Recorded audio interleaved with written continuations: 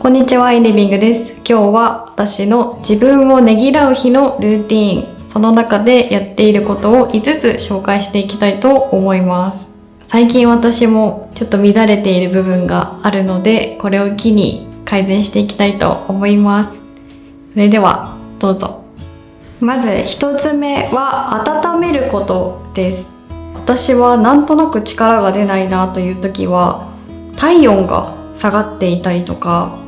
手足の末端が冷えていることが多いんですね。そういう時は白湯を飲んでお腹の中を温めたりとか、長風呂をして血液の循環を良くして体を温めたりとか、お散歩に出かけて気分転換も兼ねつつ代謝を良くしたりとか、あとは生姜とかの体が温まって免疫が上がるものを食べたりしています。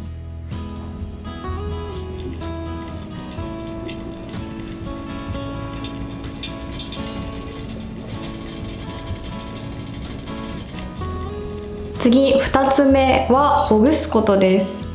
これはデスクワークあるあるかもしれないんですけど、気づくとこの肩甲骨のあたりがガチガチに固まっていたりとか、首がすごく前に出ていたりとか、そういうことが多いのでマッサージをするようにしています。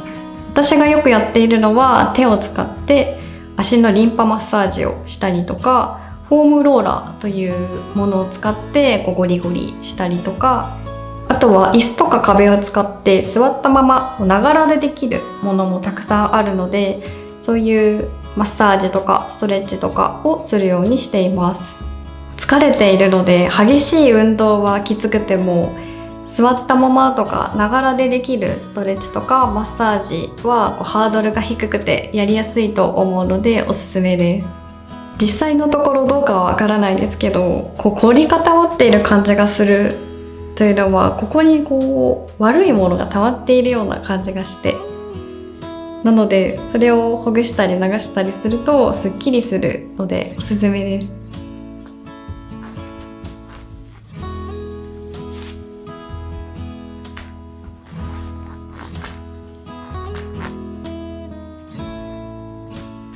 次3つ目は衣食住を見直すことです。これは食事はちゃんととっているかとか、睡眠の時間は足りているかとか、ちゃんと気温に合った洋服を着ているかということです。私は食事の量と睡眠の量が減ると目に見えて弱ってしまうので、疲れた時はここを重点的に見直すようにしています。あとは温度を洋服で調整するというのもすごく大事で、私は半袖とか半ズボンで寝ると、この洋服の部分と出ている手足の部分の温度差、寒暖差で風邪をひいてしまったりするので、そうならないようにこの時期は必ず涼しい時は薄手の長袖長ズボン、寒い時は厚手の長袖長ズボンでかけるもので温度を調節するという感じで、必ず長袖長ズボンを着て寝るようにしています。寝ている間に無意識に体温調節をしているんだと思うんですけど、朝起きた時の体の軽さが全然違うので、ちぐはぐな格好で寝ている方はやってみてください。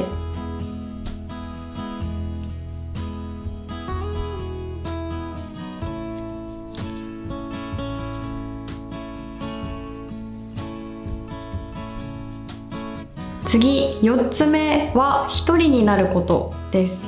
これは私の経験なんですけど、一人暮らしもしたことがあるし、家族で住んでいたこともあるし、友達と住んでいたこともあるし、恋人と住んでいたこともあるし、そういういろいろな人と暮らす中で感じたことなんですけど、やっぱり一人の部屋があるのとないのでは全然違うんですよ。何がどう違うのかっていうのはわからないんですけど、一人の部屋があった時の方が断然穏やかな性格でいられるんですね。例えば子育て中のお母さんにも、ほんの少しでもいいから一人になる時間が必要だというお話も聞くので、やっぱり一人になる時間というのは心に余裕を持つのにすごく重要なものなのかなと思います。私は自分専用の個室というものがなかった時は深夜にファミレスに行って何時間もひたすらぼーっとしたりとかやりたかったことをやったりとかをしていました。もし今自分の部屋がなかったり一人暮らしじゃなかったりして息が詰まるなと思っている方は、そういう深夜とか、深夜は危ないかもしれないですけど、静かなところに一人で行ってぼーっとする時間を作るというのはおすすめです。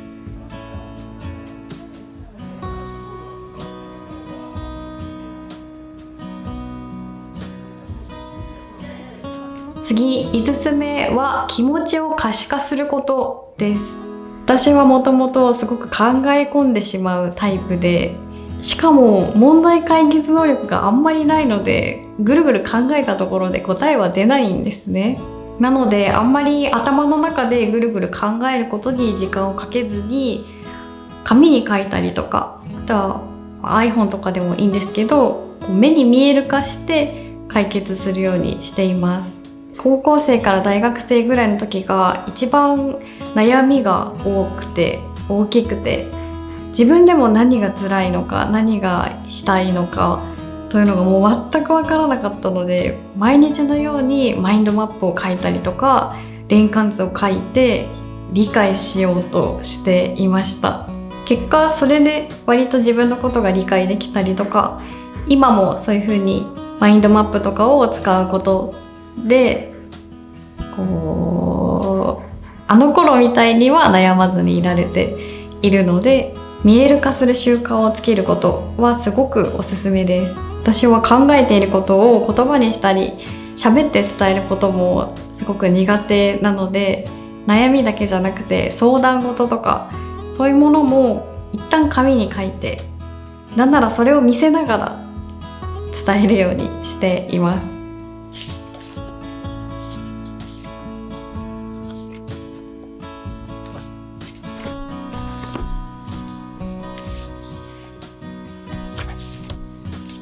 はい、ということでこれが私の自分をいたわりたい時にやっている5つでした。疲れた時って何かをするというよりはただぼーっとしてしまう時間が増えたりすると思うんですね。